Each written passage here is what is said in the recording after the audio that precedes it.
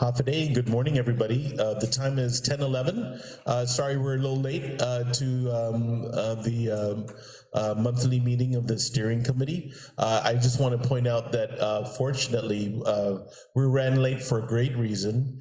We just graduated the second cohort or the second season of the Guam Green Growth Conservation Corps. And so I want to thank Dr. Shelton and his team for really enabling such a great program again. The purpose of this, we're doing a lot of updates, but quite frankly, we're focused on our big meeting next month. So with that, I'm just going to pass it on first to Austin, and then I think we'll focus in on our updates and preparing for our big meeting. Thank you very much, Lieutenant Governor. And just to share real briefly about the G3 Conservation Corps Season 2, we have some of the impact numbers behind us.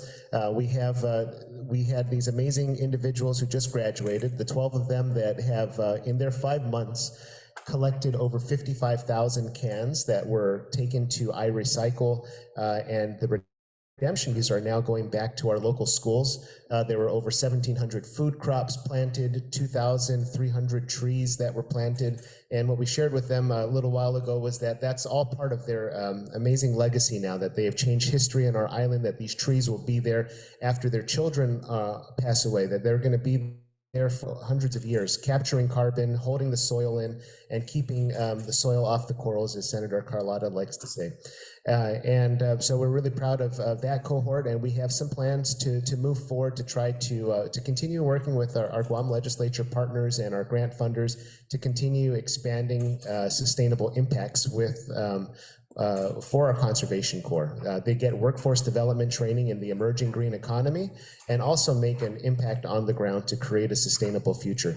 And so we are submitting a grant letter of intent today through our Sea Grant program to hopefully expand and create a marine regiment, so a marine debris regiment of the Conservation Corps that can help take some of the marine debris like fishing gear, abandoned vessels out of our waters, and also link that back up with the other activities that we have going on, like our G3 Circular Economy Makerspace and Innovation Hub. We can take more of these waste products out from our oceans, our jungles, take them into the makerspace and create new marketable materials and spark the green economy in that way. And then finally, I just wanted to end with the news again about our University of Guam Sea Grant program. We had a momentous occasion last Thursday where we graduated to institutional status, which means the University of Guam is now both a land grant and sea grant institution. We have our chairs of our advisory committee for Sea Grant, Senator Carlotta and Ms. Vanji Lujan, that were there to support us, as well as the Lieutenant Governor and our other partners.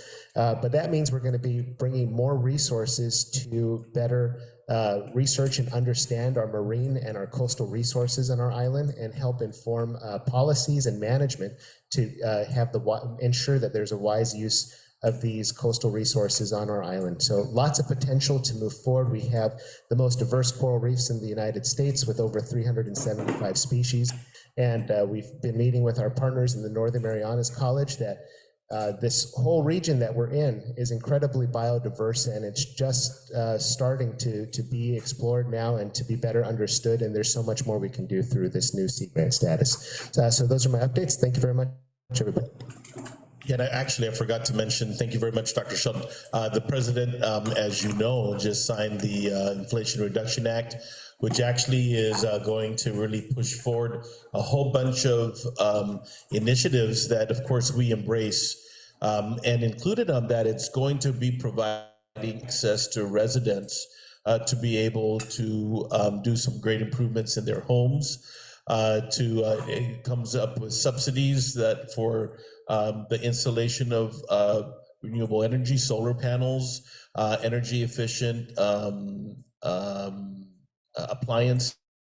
There'll be tax credits so that it can make residents or consumers have better access to electric vehicles, all sorts of things that are going on. And then on the healthcare side, there's an opportunity here for more affordable medicine for those folks and some of the subsidized healthcare programs. So I would just say that probably in the next few weeks, we'll be seeing different opportunities. We're actually very well positioned here. The Guam Department of Energy has a structured relationship with the Center for Island Sustainability. Center for Island Sustainability is providing technical assistance already for Guam to update its energy plan. It's great and very timely. But in addition to that, there'll be more money for the insular areas to advance a lot of the renewable energy projects. And some of the ones that have been funded already include the solar panels at the Guam Trades Academy facility in Tizan. We have additional, we've attempted, and I think in these next rounds we'll be more successful with other projects that are designed to try and get recreational areas and public facilities on grid and to do a full embrace of renewable energy. And I mentioned that because we all have played roles advocating for the renewable energy mandates and making aggressive progress towards all of that. So just like the Infrastructure Act, the White House and the federal government, they're already starting to roll out some of the information about what will be available. The clearinghouse has already signed up for a whole bunch of briefings at the White House, from the White House. And then I think it would be an awesome opportunity for us to push the information out through Guam Green Growth as well. With that, I think we go to Cameron. Thank you both for your updates. I didn't get to push that. Okay, hold on. Okay, so I just wanted to thank all of the steering committee members who have given me their updates. I wanted to encourage those who have not to send me those updates. I know that there's progress that we have not recorded. I wanted to give the deadline of Monday, August 29th for any final updates so that we can prepare for the biannual meeting, which is set for September 30th, Friday. More details will be given, but I just wanted to ask if everyone can please stick with this August 29th update for any outstanding progress so that we can prepare a document for our biannual meeting. The biannual meeting will be held in lieu of next month's steering committee meeting, so we will not have our monthly steering committee meeting. It will be held during the biannual meeting. Now I want to move on to the updates from our steering committee members. If I may call on a representative from the Healthy and Prosperous Communities.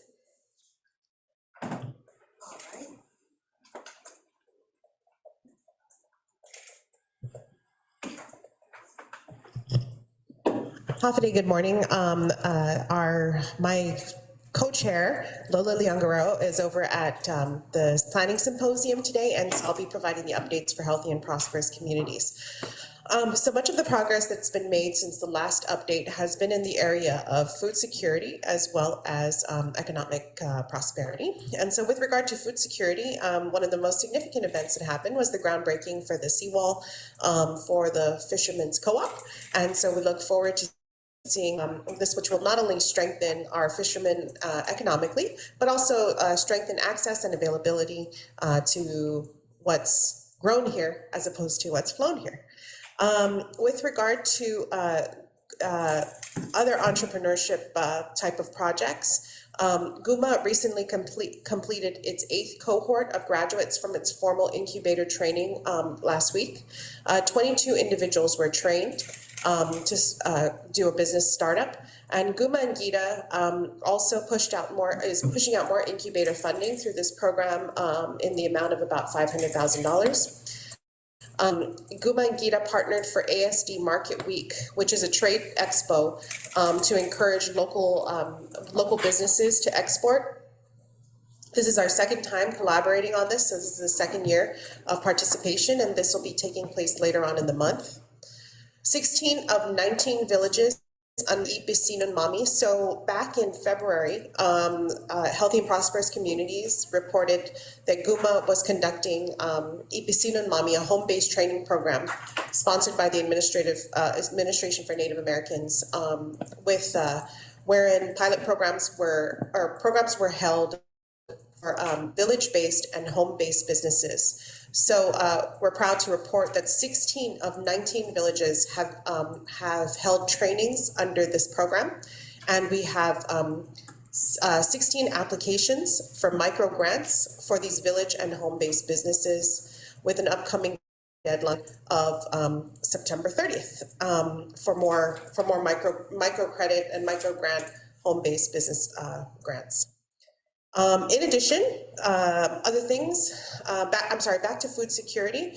GITA did push out one grant program for farmers, and the amount available under the grant program is approximately $500,000. There's still money left in the program, so what we'll be doing is GITA will be looking at pushing out a second round of farmers grants, and this will be geared towards scaling the business in the coming year and post-pandemic. We continue to have our partnership with G3 makers, and let me see if there's anything else. You also have some direct aid to the fishermen's co-op, I think. Yes, there's also $200,000 in direct aid under ARP that the governor has directed to the Guam Fishermen's Co-op. And lastly, under there's a green spaces goal in every village. And so the mayor's council or the mayor's offices have reported that those are all kind of tracking. However, what we did complete the resurfacing of the Talafofo basketball court. And so great spaces, and it looks like in the coming 2 or 3 months, our village mayors will all be applying for some money under the child care grants that are being run with GITA and the Department of Public Health and Social Services. And this will be to increase more spaces, park spaces, playground spaces, and recreational activities for age 13 and under within the villages. So a number of different things to report, and we'll update everything for the biannual meeting. Thank you so much. Thank you, Ms. Melman Diola. May I now call on a representative from the Educated, Capable, and Compassionate Island Working Group? I believe Dr. Mary Okada is on Zoom. Yes, I'm here, but my colleagues, Senator Regine and Director Lonnie Brennan would also like to participate. So we're going to have a trio here this morning. So basically from the education front, today marks the beginning of post-secondary education for both higher ed institutions. So all of our students are back from elementary, middle, high, and post-secondary. So today launches the complete back to school for everyone. So that's where we are. We do have several things that are coming up. All of the members are currently updating their framework so that our next meeting, which is actually next week, will be used to provide the update for the big steering committee that we have in September. So we would be able to fill out the template with all the updates. Just some additional things here at the college, primarily because we do have another LEED certified building that has just broken ground. And we do have a bid going out, I would say in the next couple of weeks, for a 100 kilowatt solar project. So those are two exciting things that we can add to our template in terms of expansion and growth. And I'll turn it over now to Senator Regine to provide an update on the child care. Thank you. Thanks, Dr. Okada, and thanks everyone for being here. Program Pinilan, the governor's initiative that makes childcare more affordable and accessible for working families, has just had incredible growth over the last few months. So it's a comprehensive approach that really tries to provide additional support to childcare providers, local businesses, and nonprofit organizations. So in partnership with DPHSS, GITA, and GCC, there are currently 6 different programs which expand community education opportunities, encourage job creation, and the newest grant program just launched yesterday afternoon. So that now offers support for family members who care for children in an at-home setting. Yesterday morning, the program celebrated the graduation of its second cohort from the Child Care Provider Certification Program through GCC. And we just encourage our G3 partners and the community to continue to learn more about these programs at guamchildcare.com or by visiting the GITA website, investguam.com. And I'll turn it over to Director Brennan to wrap us up. Hey, good morning, everyone. How are you on this rainy day? So we have a lot as well to report on in terms of workforce development. As you know, we completed our second, during this term, we completed our second summer youth employment program. This one was the biggest ever, with over 1,300 kids participating in over 80 different government entities. So we're still collecting data on the exit surveys on how we can better serve our minority populations or those youth that somehow, were not able to access the program. A lot of good data that should be completed in time for updating our framework. We're also preparing to include in the framework our work with Child Protective Services and that I guess how the child welfare system interacts with the juvenile justice system and what our work with child welfare did and the recommendations. So integrating that so that we can include that in our goal to reduce all forms of violence, including child, domestic, and sexual assault and abuse. I don't know if Jane Flores is here, but she was to provide an update. Is she there? Yes. She's here. Okay, great.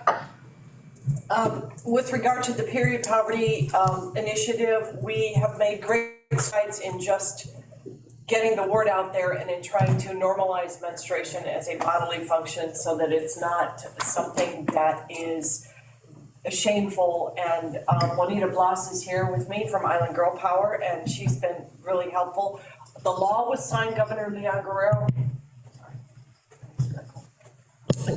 Guerrero signed the law and in December, and I was in touch with Senator Amanda Shelton's office. They have allocated $100,000 for the school year 2022-2023, the FY 2022-2023 budget, which starts in October. So as you may have heard or seen in the news, we are asking clubs to help us with the schools and get menstrual pads into the schools for August and September. And they've also asked us, the nurses, I gave a presentation to the nurses last Tuesday, and some of the elementary school nurses are telling us that we may need to provide some pads, not as many, of course, as we do in the middle and high schools, but some into the elementary schools because girls are menstruating in fourth and fifth grade now. But the fact is that we think that great strides have been made with the law, the passage of the law, and setting aside specific funding for this instead of just having it be lumped in with the nurse's office budget. They now have to set aside specific money to buy menstrual products because it is it's a function like toilet paper when you go to the bathroom. So it is a function that needs to be recognized and respected. And so that's the update. Thank you.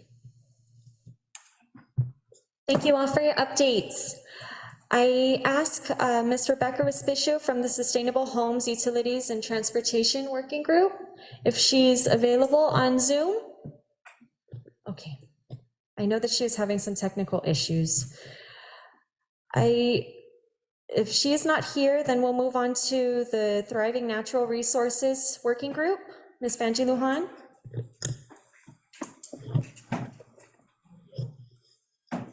Thank you.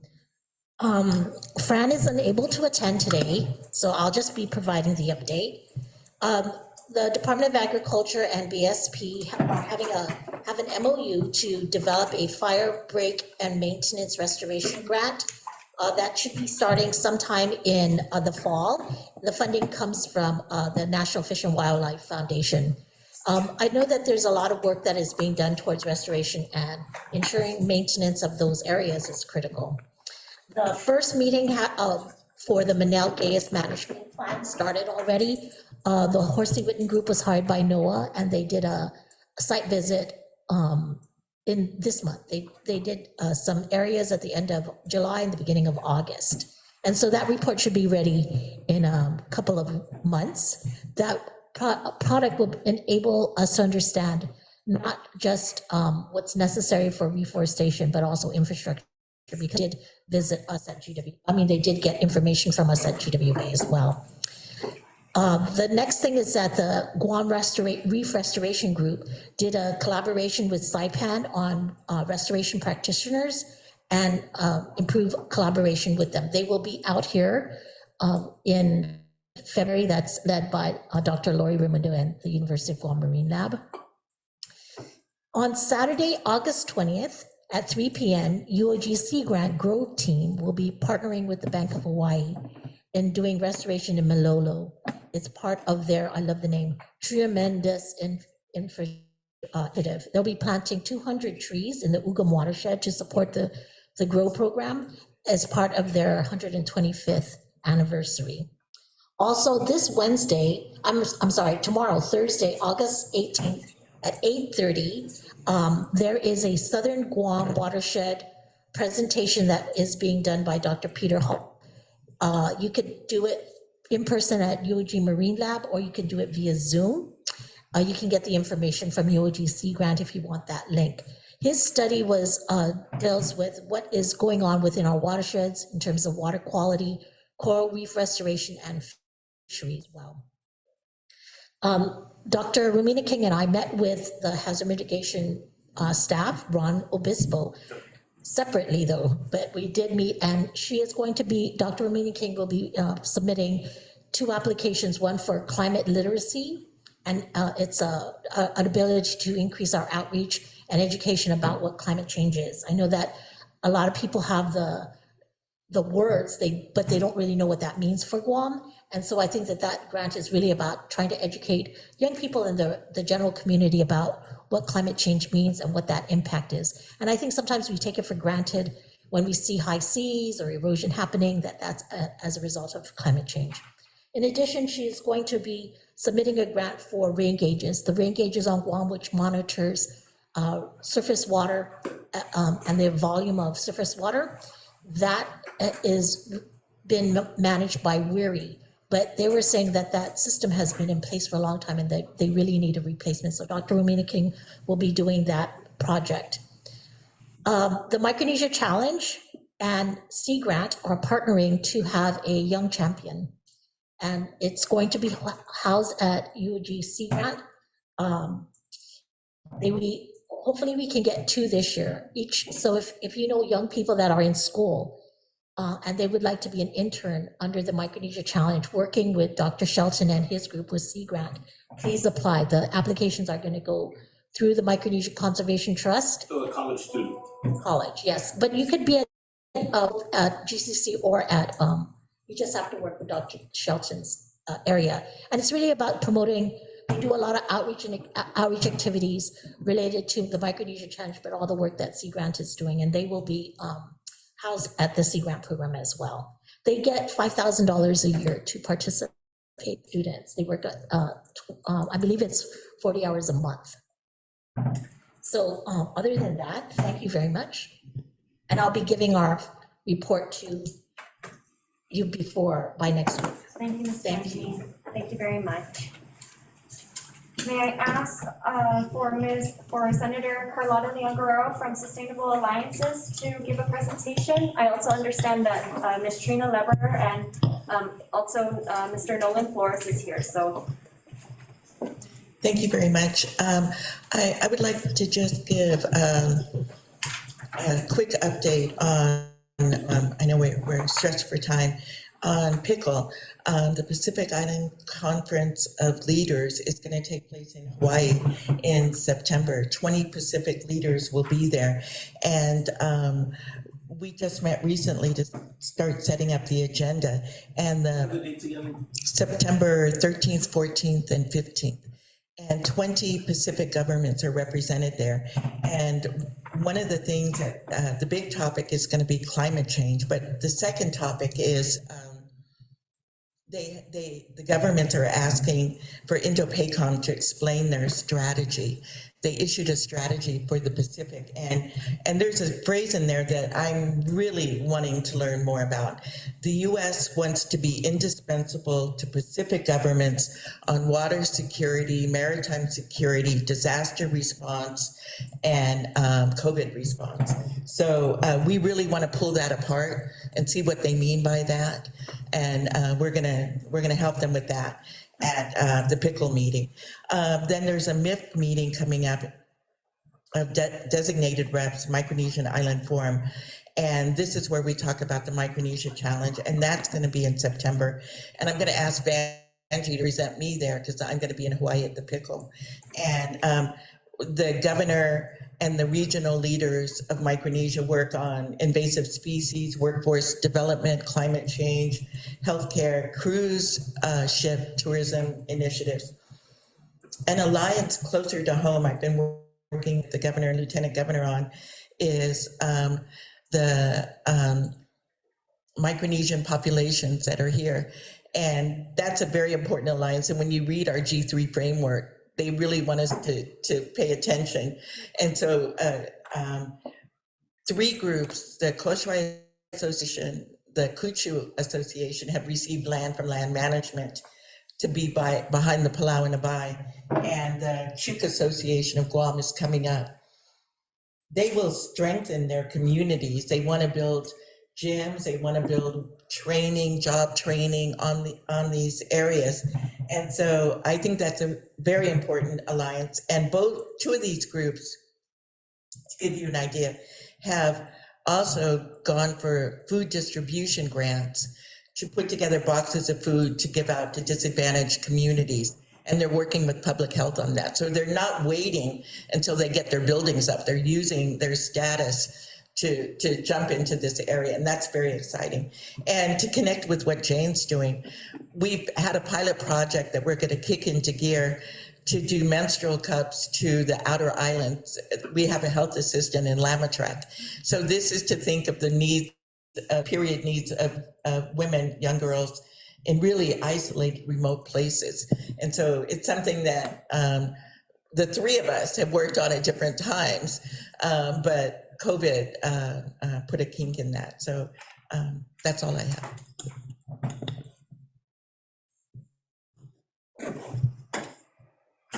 May I ask if Miss Trina is on Zoom, if she has any updates to provide? Half a day, sorry, I couldn't join the meeting in person. We didn't really have a chance to meet this last month, so we don't really have much in terms of updates. I'm on the planning team for the Pacific Ecological Security Conference, which will be held in Palau from the 3rd through the 5th of October. And I know Guam is sending a strong cohort to that. And that will look at 3 priority invasive species issues and also the interface between invasive species and biosecurity with future climate impacts. So that's all I have. I'm not sure if Mel is also on or if Nolan is, but that's all I had from Sustainable Alliances. Thanks, Trina. Nolan, would you like to provide updates? Thank you, Cam. Thank you, Trina. Thank you, Senator Carlotta. Yes, so on our end, we have the research assistant team that we talked about last meeting. We have hired the research assistants and they'll be having their first team meeting this week. So that research team led by Dr. Cooper and with a few 3 to 5 UOG students is going to take care of the database of regional and international orgs that report on current mechanisms and recommendations to facilitate DoD accountability. And then the white paper on political and social effects of climate change. And then finally that MOA database to expand existing MOAs and establish new ones. And so that team is going to get started. There were some procedural stuff that we had to get through with RCPP and with funding from DITA. Thank you, Mel. And so that team is getting started soon, and they'll have a draft, hopefully by the biannual meeting of a few of those reports. And then what was also shared by Trina at the last meeting was the Fanhita Manhoban Youth Conference, building on Fanhita that was held in 2019, right?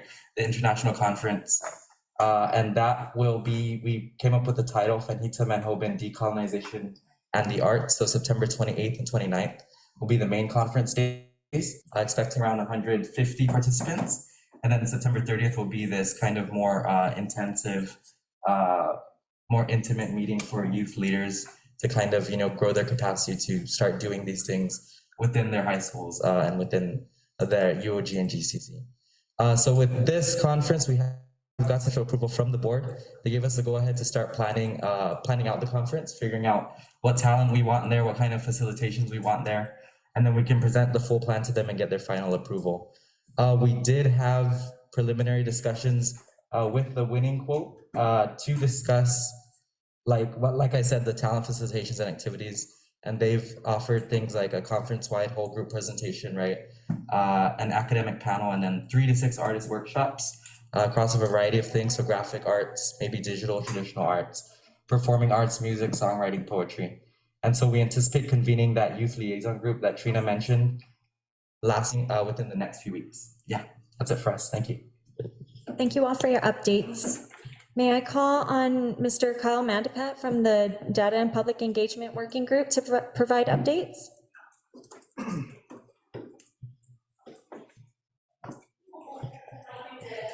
Thank you very much, everyone. In terms of updates for our group, our outreach team continues to engage with community groups and schools. They've got a very robust schedule that they're going to continue to make and keep as we get the kids back into classes. Our G3 stories and releases continue to be supported by our amazing media partners, so thank you very much to everybody who's picked up on those stories and helps us to get the word out.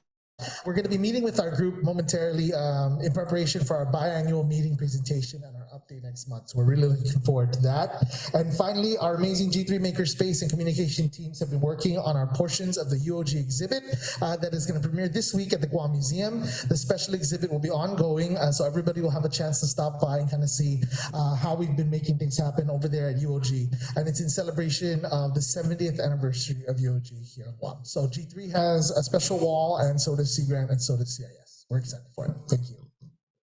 Thank you, sir. I believe that's all of the updates from our steering committee members.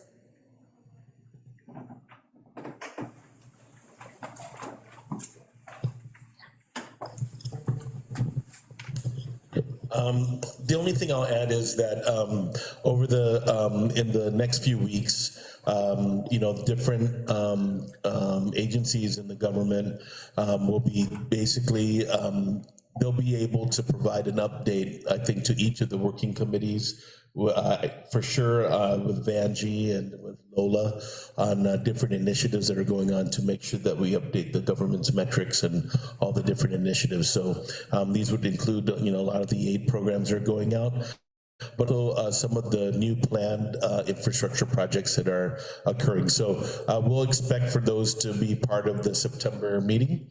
And the September meeting is going to be, is moving from originally September 21st, but to September 30th. And that's because that week, Dr. Shelton and I will be part at the convening of the local 2030 Islands Network, which is something that we're part of. So I just want to thank everybody for their continued work, and we'll see each other next month. Thank you. Thank you.